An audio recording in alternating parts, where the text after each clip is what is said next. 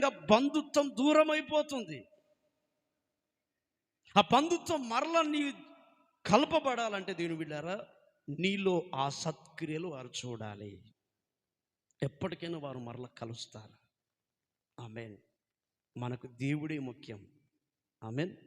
మనకి ఈ లోకంలో కులం కాదు, మతం కాదు, బంధుత్వం కాదు, ఏ భార్య పిల్లలు కాదు, భర్త కాదు, మన ప్రభువే మనకు సర్వస్వం. ఆమేన్. ఇలా సమాధానాన్ని ఇవ్వడానికి ఆయన వచ్చాడు. ఎందుకంటే ఆనాడు యూదులు సమాధానం ఇక్కడ ఈ రోమ ప్రభుత్వం చేత మేము ఎంతకాలం నలపబడాలి, మా రక్షకుడు రాడా, వాళ్ళు ఎదురు చూస్తున్నారండి. అందుకే దేవుడు యూదుల రాజుగా ఆయన డిక్లేర్ చేసుకున్నాడు. రెండోదిగా వాళ్ళకి రక్షణ ఇవ్వడానికి వచ్చాడు. మూడోదిగా సమాధానం ఇవ్వడానికి వచ్చాడు. అయితే ఇక్కడ ఒక లోతైన ఒక మాట, సమాధానం లేకపోతే మనకి ఏం జరుగుతుంది? దేవునితో సమాధానం. కొన్నిసార్లు మనకు సమాధానం తెగిపోతుంది. ఎందుకు తెగిపోతుంది తెలుసా?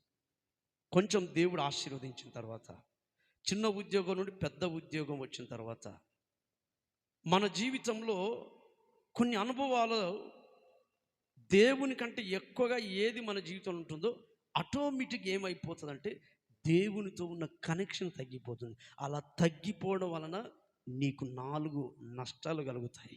4 కారణాలు ఉన్నాయి. యేసు ప్రభువుతో సమాధానం తెగిపోతే 4 కారణాలు ఉన్నాయి. ఏం జరుగుతుందో మీకు చెప్తాను. 1 రాసుకోండి. ప్రభుతో సమాధానం లేకపోతే జరిగే పరిణామాలు. ప్రభుతో సమాధానం లేకపోతే జరిగే పరిణామాలు. 1, యెహోవా వారికి శత్రువాయెను. ఆయన నీకు శత్రువుగా మారుతాడట. దేవుడే మనకు శత్రువు అయితే మనం ఎవరి దగ్గరికి వెళ్ళి మన బాధలు చెప్పుకుంటాం? న్యాయాధిపతుల పుస్తకం 2వ అధ్యాయం 15వ వచనం. యెహోవా వారితో చెప్పినట్లు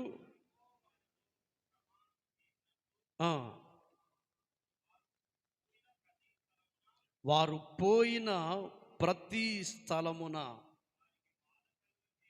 వారికి బాధ కలుగజేయుటకు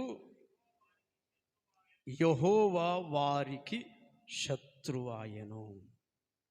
చూసారా దేవుని బిడ్డలారా, ఇశ్రాయేలు ప్రజల గురించి అక్కడ చెప్తున్నాడు.